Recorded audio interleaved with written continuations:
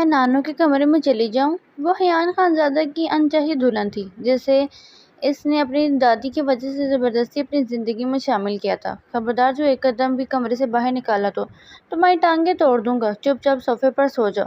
وہ دھاڑتے ہوئے بول کر لائٹس آف کرتا بیڈ پر لیٹ گیا۔ وہ روتے ہوئے صوفے پر پاؤں لٹکا کر بیٹھ گئی۔ نہ جانے کتنی دیر بعد کوئی چیز اس کے پاؤں پر چڑھی تو وہ خوف سے بھاگتی ہوئی بیڈ پر چڑھی اور حیان خانزادہ سے لپٹ کر روتے ہوئے بولی، مجھے بچا لے، میں اتنی جلدی مرنا نہیں چاہتی، ابھی تو میرے بچے بھی نہیں ہوئے۔ حیان خانزادہ نے خوف سے لپٹی دلہن کے گرد سخت حصار بناتے ہوئے کہا، بچوں کی اتنی جلدی تھی تو پہلے بتاتی، خیر ابھی کر لیتے ہیں شروعات۔ رات گہری ہو چکی تھی۔ حیان خانزادہ کی آنکھوں میں غصے کی صورت خون اتر آیا تھا۔ اس کا بس نہیں چل رہا تھا کہ وہ ہر چیز کو تہس نہس کر دے۔ اس نے بے اختیار گہری سانس بھری اور دھیرے دھیرے قدم اٹھاتا وہ اپنے کمرے کی جانب بڑھنے لگا جہاں اس کی نئی نویلی دلہن اس کا انتظار کر رہی تھی۔ لیکن سچ تو یہ تھا کہ حیان خانزادہ کو اپنے کمرے میں جانے سے بھی گھن آ رہی تھی۔ اس کی شادی اس کی مرضی کے خلاف ہوئی تھی۔ اس وقت وہ شدید غصے کی کیفیت میں تھا۔ اسے 2 دن پہلے کا وہ منظر یاد آیا تھا جب اس کی اپنی جان سے پیاری دادو نے اسے اپنے کمرے میں بلایا تھا۔ وہ بزنس ٹرپ سے 2 دن پہلے ہی واپس لوٹا تھا اور دادی کا اس طرح ایمرجنسی میں اسے اپنے کمرے میں بلانا اس بات کی علامت تھا کہ کوئی خاص بات ہے۔ کیا بات ہے دادی، آپ نے مجھے یوں اچانک رات کو کمرے سے بلوایا؟ وہ اس وقت کسی میٹنگ میں مصروف تھا کہ اس لیے میٹنگ چھوڑ کر آنا پڑا۔ ہاں بیٹا بیٹھو، تم سے ضروری بات کرنی ہے، دادو نے سامنے کرسی پر بیٹھنے کا کہا۔ تبھی اس کی نظر دادو کے بیڈ پر سمٹ کر بیٹھی سسکیاں لیتی ایک لڑکی پر پڑی تھی۔ یہ کون ہے؟ وہ بزنس ٹرپ سے واپس لوٹنے کے بعد وہ اپنے کاموں میں اتنا مصروف تھا کہ گھر میں آنے والے نئے فرد کو نوٹس ہی نہ کر سکا۔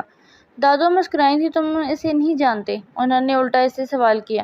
حیان خانزادہ نے اس وقت اپنی یادداشت پر زور دیا مگر کوئی سناشا چہرہ اس کے ذہن کے پردے پر نہ ابھرا۔ نہیں دادی، میں اسے نہیں جانتا، اس نے انکار کیا۔ اب وہ لڑکی رونا بھول کر ان دونوں کی گفتگو سن رہی تھی۔ یہ تمہاری پھپھو کی بیٹی زویا ہے۔ یہ سنتے ہی حیان کے ماتھے پر بل پڑے۔ اس نے بے اختیار گہری سانس بھری۔ کیوں، اس کے باپ نے اسے گھر سے نکال دیا ہے کیا؟ حیان کا لہجہ انتہائی ہتک تھا۔ حیان زبان سنبھال کر بات کرو، اس معصوم کا بھلا کیا قصور؟ حیان اپنی جگہ سے اٹھ کھڑا ہوا۔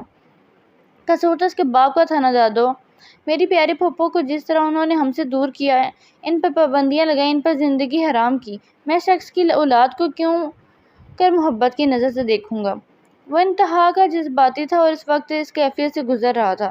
دادو نے ایک نظر حیان کو دیکھا اور دوسری نظر زویا پر ڈالی جو رونا بھول کر پھٹی پھٹی نگاہوں سے اب ان کی طرف دیکھ رہی تھی۔ میری بات تو سنو۔ انہوں نے دوبارہ اسے بیٹھنے کا اشارہ کیا تو حیان نے گہری سانس بھری۔ موڈ البتہ اس کا خراب ہو چکا تھا، آپ اسے یہاں کیوں لائی ہیں؟ اس نے دوبارہ سوال کیا۔ اسے فراز صاحب کی اولاد کو اپنے سامنے دیکھ کرنے کا بالکل بھی شوق نہیں تھا۔ وہ اس کا پھپھا تھا لیکن شاید ظالموں میں سب سے اول نمبر پر تھا جنہوں نے اس کی جان سے پیاری پھپھو پر ظلم ستم کر کے اسے دنیا سے ہی رخصت کر دیا تھا۔ یہ بے قصور ہے، نادان ہے، معصوم ہے۔ دادی نے اسے یقین دلانے کی کوشش کی تھی اور میں چاہتی ہوں کہ تم اس سے شادی کر لو۔ حیان خانزادہ ایک جھٹکے سے کھڑا ہو گیا۔ دادو، آپ جانتی ہیں کہ یہ ناممکن ہے تو پھر ایسی باتیں کیوں کر رہی ہیں؟ وہ غصے میں آ گیا تھا۔ میں اپنے شوق سے نہیں کہہ رہی، میری بات کے پیچھے ضرور وجوہات ہیں۔ حیان نے لاپرواہی سے کندھے اچکائے تھے۔ میں کچھ نہیں جانتا، میں بس اتنا جانتا ہوں کہ یہ سامنے بیٹھی جو لڑکی جس کا نام آپ نے مجھے ابھی زویا بتایا ہے، میں اس سے شادی کبھی نہیں کروں گا، یہ میرا آخری فیصلہ ہے۔ وہ دادو کی بات سنے بغیر اپنے کمرے کی طرف واپس لوٹ گیا۔ پہلی بار اس نے اپنے دادو کی بات کی مخالفت کی تھی اور اسے افسوس ہے، لیکن ایک طرف اسے سکون بھی تھا کہ وہ فراز صاحب کی اولاد سے کبھی بھی کوئی رشتہ نہیں بنانا چاہتا تھا۔ جب بھی وہ ایسا کرنے کا سوچتا تو اس کا دل جیسے کوئی مٹھی میں لے کر مسل دیتا۔ اپنی پھپھو کی موت کا غم وہ ابھی تک بھلا نہیں سکا تھا۔ حالانکہ ان کی موت کو 7 سے 8 سال گزر چکے تھے لیکن زخم ابھی تک ہرے تھے۔ اپنے کمرے میں آ کر اس نے اپنے لیپ ٹاپ بند کیا تھا اور لائٹ بند کر کے لیٹ گیا تھا اور رات کے جانے کون سے پہر تھا کہ اس کے دروازے پر کسی نے زور سے کھٹکھٹایا تو وہ ہڑبڑا کر اٹھ بیٹھا۔ اپنی آنکھیں مسل کر دروازہ کھولا تو سامنے اس کی چھوٹی بہن سبینہ کھڑی تھی، رو رہی تھی۔ بھائی جان وہ کیا ہوا؟ اس نے اسے بے ساختہ آگے بڑھ کر سبینہ کا ہاتھ تھاما۔ وہ بس کچھ نہیں کہہ رہی تھی، روئی جا رہی تھی۔ دادی جان کی طبیعت بہت خراب ہو گئی ہے، اب وہ انہیں اسپتال لے کر گئے ہیں اور مجھے کہا ہے کہ سبینہ حیان کو اٹھاؤ۔ یہ سنتے ہی وہ اپنی جگہ فریز ہو گیا۔ تم مذاق کر رہی ہو؟ اس نے اپنی غائب دماغی سے پوچھا تو سبینہ نے اپنا سر پیٹ لیا تھا۔ بھیا میں کیوں مذاق کروں گی، اور دادی کی صحت کے حوالے سے لگتا ہے آپ ابھی تک نیند میں ہیں۔ وہ اسے ہوش دلا کر واپس لوٹ چکی تھی اور اس نے جلدی سے اپنے کپڑے بدل کر ہسپتال کی راہ لی تھی، جہاں دادی نے اس کی شادی سے انکار کی بات کو دل سے ہی لگا لیا تھا اور انہیں یہ فکر کھائی جا رہی تھی کہ ان کی نواسی کا کیا ہوگا۔ وہ اسے بڑی شان سے اس کے ددیال سے اس کے لیے لے کر آئی تھی کہ وہ وہاں بالکل بھی خوش نہیں تھی، اور جو منظر انہوں نے اپنی آنکھوں سے دیکھا تھا، اس کے بعد انہوں نے فیصلہ کر لیا تھا کہ وہ اب کبھی اسے واپس نہیں بھیجیں گی، اور اس مقصد کے لیے ان کا زویا کی شادی کروانا بہتر تھا، کیونکہ شادی کے بعد تو لڑکیاں اپنے سسرال ہی رہتی ہیں اور پھر ددیال والے کسی صورت اسے واپس نہیں لے جا سکتے تھے۔ اسی لیے انہوں نے حیان خانزادہ سے شادی کی بات کی تھی، مگر حیان کے صاف انکار نے ان کے دل کو ٹھیس پہنچائی تھی۔ وہ اس وقت ہاسپٹل کے بیڈ پر نالیوں میں جکڑی ہوئی تھی اور آئی سی یو میں موجود تھی۔ کل رات تمہاری کوئی بات ہوئی تھی اماں سے؟ اس کے والد صاحب نے کڑے لہجے میں اس سے پوچھا تو اس نے سر جھکا دیا۔ اب وہ صرف دادی سے ہی بات کرنا چاہتا تھا اور ان کے ہوش میں آنے کا انتظار کر رہا تھا۔ دادی کے ہوش میں آتے ہی اس نے بے ساختہ ان کے ہاتھ تھامے تھے اور اپنی آنکھوں سے لگائے تھے۔ آپ کا حکم سر آنکھوں پر، بس آپ ٹھیک ہو جائیں۔ آپ جیسے کہیں گے میں ویسا کروں گا۔ بچپن سے ماں کے روپ میں آپ کو ہی دیکھا ہے، آپ کی بات سے رد نہیں کر سکتا۔ خانزادہ کی والدہ بچپن میں ہی انتقال کر گئی تھی اور ان کے والد صاحب نے دوسری شادی کی تھی، جس سے ان کی بہن سبینہ تھی۔ سوتیلی ماں کا پیار اپنی جگہ تھا، لیکن دادی نے اسے جس طرح سگی ماں کا پیار دیا تھا وہ ان کا احسان کبھی نہیں بھول سکتا تھا۔ دادی نے حیرت سے حیان کو دیکھا۔ تم سچ کہہ رہے ہو نا؟ کیا واقعی؟ تم اپنی بات سے پھر تو نہیں جاؤ گے؟ حیان نے مسکراتے ہوئے ان کا ہاتھ تھاما تھا۔ وعدہ کرتا ہوں آپ کے قائم کردہ رشتے کو آخری سانس تک نبھاؤں گا۔ اس نے اپنے دل پر پتھر رکھ کر دادی کو مطمئن کرنے کے لیے یہ بات کہہ تو دی تھی، لیکن اب شادی والے دن اپنے کمرے میں اپنی دلہن کے پاس جاتے ہوئے اس کے دل جیسے کسی نے مٹھی میں لے کر مسل دیا تھا۔ اس کے موبائل پر مسلسل رانیہ کی کال آ رہی تھی۔ مجھے معاف کر دو رانیہ، میں تم سے وفا نہ کر سکا۔ رشتوں کی زنجیروں نے مجھے اس قابل ہی نہ چھوڑا کہ میں تم سے وفا کر سکوں۔ رانیہ ان کی کولیگ تھی، وہ دونوں ایک دوسرے کو پسند کرتے تھے اور شادی کے خواب تھے، مگر حالات نے پلٹ کھایا تھا۔ اس نے موبائل بند کیا اور کمرے میں داخل ہوا، جہاں اس کی دلہن زویا دھڑلے سے بیڈ پر بیٹھ کر پھٹی پھٹی نگاہوں سے اسے گھور رہی تھی۔ السلام علیکم، اس نے کہا تو ڈر کے مارے اپنی جگہ سے کھڑی ہو گئی، اور جیسے ہی وہ اس کے قریب آیا تو اس نے چلانا شروع کر دیا۔ حیان خانزادہ اس کے اس قدر برے اور رد عمل پر بالکل بھی تیار نہ تھا۔ بکواس بند کرو اپنی، کیوں چلا رہی ہو؟ دماغ خراب ہے تمہارا؟ اور زور سے چلایا کہ زویا نے اپنا چلانا بھول کر اسے دیکھتی کہ آنسو بہانے لگی۔ مجھے نانو کے پاس جانا ہے، مجھے آپ کے پاس نہیں رہنا۔ حیان خانزادہ کا ماتھا ٹھکنا اور اس کا بے ساختہ اپنا سر پیٹ لیا تھا۔ کیا بکواس کر رہی ہو؟ شادی کی ہے تو میرے ساتھ ہی رہوگی نا؟ اس کمرے سے ایک قدم بھی باہر نکالا تو میں تمہاری ٹانگیں توڑ دوں گا۔ اس نے ایک نظر اس معصوم سی لڑکی کو دیکھا اور وہ بے حد پیاری تھی، خوبصورت تھی، لیکن اس کی حرکتیں اف۔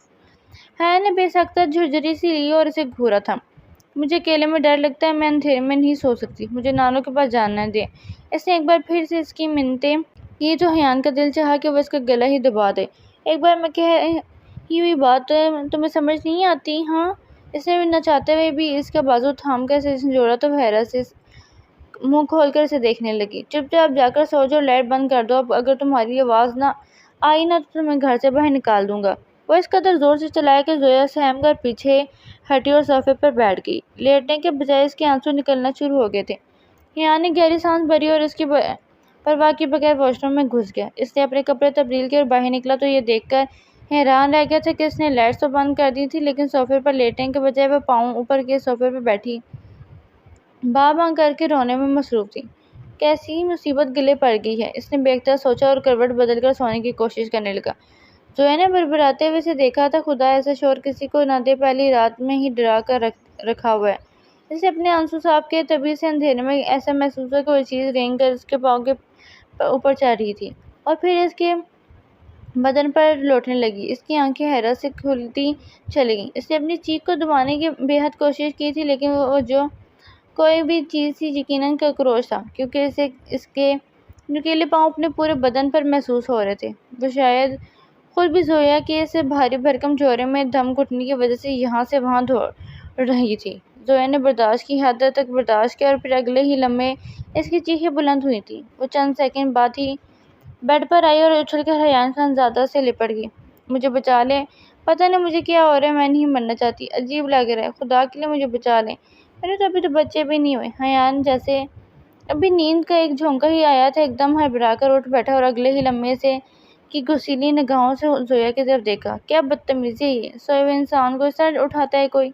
وہ اس پر چلایا تھا، میں سچ کہہ رہی ہوں، میں جھوٹ نہیں بول رہی، میں مرنا نہیں چاہتی، مجھے بچا لیں۔ وہ اس کا گریبان پکڑ کے زور سے اپنی مٹھیوں میں بھینچ کر آنکھیں بند کیے ہوئے روئے چلائی جا رہی تھی۔ حیان کو ایک لمحے کے لیے اس کی حرکت دیکھ کر ہنسی آ گئی۔ مجھے بچا لیں، میرے تو بچے بھی نہیں ہوئے۔ وہ بار بار ایک ہی بات کہی جا رہی تھی۔ حیان نے بے ساختہ اسے کمر سے تھام کر اپنے قریب کیا تو وہ ایک دم سے رونا بھول کر اس کی طرف دیکھنے لگی۔ کیا وہ بچے چاہیے تمہیں؟ تمہاری خواہش ابھی پوری کر دوں کیا؟ وہ اس کے کان کے قریب جھک کر سرگوشی کرنے لگا تو زویا نے حیران کن نگاہوں سے اسے دیکھا تھا۔ اگلے ہی پل وہ ایک بار پھر سے اچھل پڑی جب کاکروچ اس کی گردن پر گھوم رہی تھی۔ حیان نے گہری سانس بھر کر کاکروچ کو پکڑا تھا اور دور پھینک دیا تھا۔ زویا اس سے لپٹ گئی تھی۔ بس اتنی سی ہمت تھی تم میں، ہاں؟ اتنا سا کاکروچ برداشت نہیں کر سکتی تم، اور میرے پورے وجود کو کس طرح برداشت کرو گی خود پر؟ اس نے زویا کی حسن سے متاثر ہو کر اس کے کان میں سرگوشی کی تھی۔ وہ ایک دم سے اس سے پیچھے ہٹ کر دوبارہ صوفے پر آ کر سونے کی کوشش کرنے لگی۔ وہ بے ساختہ مسکرایا تھا۔ زویا کی معصومیت نے اس کے دل میں لگی ایک گرہ کھول دی تھی۔ اتنی بری بھی نہیں ہے۔ سوتے ہوئے اس نے خود سے بڑبڑاہٹ کی اور نیند کی گہری وادیوں میں کھو گیا تھا۔ اگلی صبح اس کی آنکھ ہلکے سے شور سے کھلی تھی۔ اس نے نگاہ اٹھا کر دیکھا تو زویا اپنے گیلے بالوں کو کندھے کے ایک طرف ڈال کر ہاتھوں میں بھری بھری چوڑیاں پہن رہی تھی۔ یہ کیا صبح صبح تم نے چوڑیوں کی کھنکھناہٹ کی آواز پھیلا رکھی ہے؟ زویا نے پیچھے مڑ کر اسے دیکھا اور سہم کر ایک طرف کھڑی ہوگی۔ آپ کون سے کپڑے پہنیں گے ابھی؟ دادوں نے کہا تھا اب سے آپ کا ہر کام مجھے کرنا ہے۔ حیان نے خود سے اسے دیکھا۔ اب میرے کسی بھی کام کو ہاتھ لگانے کی اب قطعی کوئی ضرورت نہیں ہے۔ اب کھڑی کیا ہو جاؤ یار بھائی، مجھے سونے دو۔ اس نے تکیہ اٹھا کر اپنے منہ پر رکھ لیا۔ تبھی اس کے موبائل پر کال آئی تھی۔ اس نے فون کان سے لگایا۔ دوسری طرف رانیہ تھی۔ یہ میں کیا سن رہی ہوں؟ تم نے شادی کر لی؟ زویا کے کان کھڑے ہو گئے۔ وہ دھیرے سے اس کے قریب آئی اور اس کا یوں قریب آنا اور اس کی باتیں سننا حیان نے محسوس کر لیا تھا۔ جاؤ باہر۔ اس نے فون پر ہاتھ رکھ کر اسے باہر جانے کا اشارہ کیا تو زویا چپ چاپ باہر ہیر کھڑی ہو گئی۔ یہ کس لڑکی سے بات کر رہے ہیں؟ اس نے بے ساختہ سوچا اور آنکھوں میں آنسو بھر آئے۔ تبھی اسے دادو کی آواز آئی تھی، وہ اسے بلا رہی تھی۔ اس نے اپنے آنسو صاف کیے اور چپ چاپ سیڑھیاں اتر کر نیچے آئی۔ البتہ اس نے حیان کی آواز سن لی تھی۔ وہ رانیہ سے کہہ رہا تھا کہ شادی اس نے مجبوری میں کی ہے، تو میں اب کسی کے لیے مجبوری بن گئی ہوں۔ اس نے چائے کا کپ لبوں سے لگاتے ہوئے سوچا۔ تبھی اسے اپنے برابر میں کسی کے بیٹھنے کا احساس ہوا۔ زویا بیٹا حیان کو ناشتہ سرو کرو، دادی نے حکم دیا تو اس نے ہاتھ آگے بڑھا کر پلیٹ میں سلائس اور انڈا ڈالنا ہی چاہا تھا کہ حیان نے اسے روک دیا۔ میں خود لے سکتا ہوں، اس نے دھیرے سے کہا اور خود ہی چائے نکال کر چھوٹے چھوٹے گھونٹ لینے لگا۔ زویا کو شدید چپکی کا احساس ہوا۔ زویا بامشکل مسکرائی۔ تم دونوں خوش تو ہو نا؟ دادی نے پوچھا تو حیان نے اپنا سر ہلایا۔ اب کیا فائدہ، لیکن کوشش تو کر ہی رہے ہیں۔ زویا نے بے ساختہ اس کی طرف دیکھا۔ وہ ناشتہ کرتے ہی کسی ضروری کام کے لیے نکل گیا تھا اور زویا چھت پر آ کر رونے لگی۔ میری قسمت خدا نے اتنی بری کیوں بنائی؟ اس نے آسمان کی طرف دیکھ کر سوچا تھا۔ سارا دن وہ بولا ہی بھلائی پھرتی رہی۔ رات ہوتے ہی وہ اپنے کمرے میں ہی، حیان ابھی تک واپس نہ لوٹا تھا۔ لگتا ہے اس لڑکی کے پہلو میں سو رہے ہوں گے۔ اس نے بے ساختہ اپنی جویلری اتار کر وہاں پھینکی اور پھر اپنے بالوں کو سمیٹ کر صوفے پر بیٹھی آنسو بہانے لگی۔ کاش میں کسی کے لیے مجبوری نہ بنتی۔ تبھی کمرے کا دروازہ کھلا اور حیان اندر داخل ہوا۔ بجلی نے اسی وقت اپنا رنگ دکھایا اور لائٹ چلی گئی تھی۔ حیان الٹے قدموں واپس لوٹا کیا لائٹ لے کر آ سکے، لیکن تب تک زویا پینک اٹیک ہو چکا تھا۔ خدا کے لیے مجھے بچا لیں، خدا کے لیے کھولیں، دروازہ کھولیں، مجھے بچا لیں، مجھے اندھیرے سے بہت ڈر لگتا ہے۔ وہ چلائی تھی۔ اس نے ٹٹول کر اپنا موبائل تلاش کرنے کی کوشش کی لیکن وہ ناکام ہوئی تھی۔ حیان نے اس کی چیخیں سنی تھی اور دوڑ کر اس کے پاس آیا تھا۔ اس نے بے ساختہ صوفے پر رکھا موبائل اٹھا کر لائٹ جلائی تھی، لیکن زویا اپنے ہوش و حواس کھو بیٹھی تھی۔ اس کا پورا جسم پسینے سے نچڑا ہوا تھا۔ زویا، زویا! اس نے اس کا چہرہ تھپ تھپایا تھا۔ اب اسے یاد آیا تھا کہ وہ رات کو بھی اسی اندھیرے سے ڈری ہوئی تھی، اور اب تو جیسے اس کا یوں ہوش و حواس سے بیگانہ ہو جانا، اس کی رہی سی ہمت ہی ختم ہو گئی تھی۔ اس نے زویا کو اپنی باہوں میں بھر کر بستر پہ لٹایا اور بے ساختہ اس کے منہ پر پانی کے گلاس سے چند چھینٹے لگا کر ڈالنے لگا۔ وہ ہلکا سا کسمسا کر اٹھی بیٹھی، لیکن خود پر جھکے حیان خانزادہ کو دیکھ کر اس نے بے ساختہ اسے سینے پر ہاتھ رکھ کر دور دھکیلا تھا۔ دور ہو جائیں مجھ سے، میرے قریب مت آئیے گا، میں نفرت کرتی ہوں سب سے، تمام مرد مجھے برے لگتے ہیں۔ وہ چلائی تھی، اس کا پورا وجود کپ کپ آ رہا تھا، وہ کپاتے ہوئے ایک بار پھر سے بے ہوش ہو گئی تھی۔ اسے کیا ہو گیا ہے؟ اس نے ڈاکٹر کو کال ملائی اور پھر ڈاکٹر نے بس تھوڑا سا اسٹریس اور کچھ بھی نہیں کہہ کے تسلی دے دی تھی، لیکن پھر وہ دادی کے کمرے میں جا پہنچا تھا۔ مجھے کیوں لگتا ہے کہ زویا کے ماضی کے حوالے سے مجھ سے کچھ چھپایا رہی ہیں؟ اس نے دادی سے پوچھا۔ زویا کی شادی تم سے کرنے کا مقصد اس کی حفاظت کا تھا، وہ وہاں محفوظ نہیں تھی۔ میں تمہیں یہ بات اس لیے نہیں بتانا چاہتی تھی کہ کہیں تم اسے چھوڑ نہ دو، کہیں اسے دھتکار نہ دو، لیکن اب بتانا ضروری ہو گیا۔ انہوں نے حیان سے کہا تھا زویا پر کئی بار اس کے کزن نے جنسی حملہ کرنے کی کوشش کی تھی اور ہر بار وہ بچ نکلتی تھی۔ اس دن جب میں اسے لینے گئی تھی تب بھی وہ زبردستی اس کزن کے ساتھ شادی کروا رہے، جو ایک ٹانگ سے معذور تھا لیکن اپنی خباثت میں پورا تھا۔ ہمیشہ زویا کو اکیلا دیکھ کر اس نے یہ بدتمیزی کرنے کی کوشش کی، شاید اسی لیے وہ اندھیرے سے بھی ڈر جاتی ہے اور اسے مردوں سے نفرت ہے۔ حیان اپنی جگہ پتھر کا ہو گیا تھا، اسے زویا کی حقیقت پتہ چل گئی تھی۔ الٹے قدموں واپس دوڑا، اس نے ایک بار بھی اسے پیار سے نہیں پکارا تھا۔ ویسا مرد تو نہیں تھا جسے زویا کی زندگی میں آئے تھے۔ اسے اپنے رویے پر شرمندگی محسوس ہوئی۔ وہ کمرے میں آئے تو زویا جاگ چکی تھی۔ کیسی طبیعت ہے تمہاری؟ اس نے بے ساختہ اس کا ماتھا چھوا تو زویا سہم کر پیچھے ہٹی۔ ریلیکس، گھبراؤ مت، میں سب کچھ جان چکا ہوں، تمہارے ساتھ ماضی میں جو کچھ ہوا تھا۔ زویا نے خالی خالی نگاہوں سے اسے دیکھا۔ تو اب آپ مجھے چھوڑ دیں گے کیا؟ اس نے بہتی آنکھوں سے پوچھا تو حیان نے بے ساختہ اس کا ہاتھ تھاما تھا۔ میں رانیہ سے محبت کرتا تھا۔ زویا نے پھٹی پھٹی نگاہوں سے اسے دیکھا۔ کرتا تھا؟ ریلیکس، اب نہیں، میری زندگی میں وہ شامل تھی، اسے اپنی زندگی کا حصہ بنانا چاہتا، پر تم آ گئی۔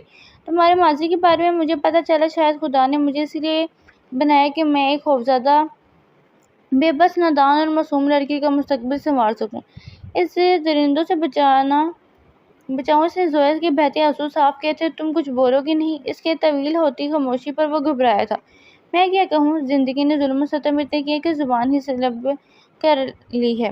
وہ پہلی بار اسے میچور دکھائی دی تھی اور شاید ذمہ دار بھی، جو شادی کے 2 دن گزرنے کے بعد بھی ابھی تک حیان کی شکایت بھی دادی سے نہ کر سکی تھی۔ تم اپنا حق لڑ جھگڑ کر مجھ سے وصول کرتی نا، مجھے تمہارے سارے حقوق ادا کرنے چاہیے تھے، لیکن میں ایسا نہ کر سکا، پر تم بھی تو خاموش رہی۔ وہ اب اس کا چہرہ اپنے ہاتھوں کے پیالے میں بھر کر پوچھ رہا تھا۔ میں نے زندگی میں بڑے بڑے گھر کے خواب اور خوابوں کی زندگی میں جینا ہی نہیں سیکھا۔ میں بس اتنا چاہتی تھی کہ میرے ہونے والا شوہر مجھے عزت دے اور میرے سر پر تحفظ کی چادر اوڑھے، نہ کہ اسے تار کر دے۔ زویا کی بات نے حیان کے دل پر ایک گھونسا لگایا۔ آئی ایم سوری، مجھے تم سے ایسا سلوک نہیں کرنا چاہیے تھا، لیکن اب میں وعدہ کرتا ہوں کہ تمہاری آنکھوں میں کبھی آنسو نہیں آئیں گے اور تمہارے مجرموں کو میں خود اپنے ہاتھوں سے سزا دلواؤں گا، تمہیں ہمیشہ اپنے تحفظ میں رکھوں گا، اپنے سایہ فراہم کروں گا۔ اسے نے زویا کی آنکھوں میں جھانکا۔ کیا سچ مچ میری آزمائش اب ختم ہو گئی ہے یا میں کوئی خواب دیکھ رہی ہوں؟ زویا نے سوال پر حیان نے ایک لمحے بھی ضائع کیے بغیر اسے کمر سے کھینچ کر خود کے قریب کیا تھا اور پھر اسے اپنے سینے سے لگا لیا تھا۔ زویا کے سارے آنسو اس کی شرٹ کو بھگو رہے تھے۔ بس چپ ہو جاؤ، اب رونا نہیں، میں ایسا تمہارے خوف ختم کر دوں گا، تمہیں بتاؤں گا کہ مرد ایک جیسے نہیں ہوتے، بلکہ میں تمہیں دنیا جہاں کی خوشیاں فراہم کر کے تمہارے چہرے پر ہمیشہ مسکراہٹ دیکھنا چاہتا ہوں۔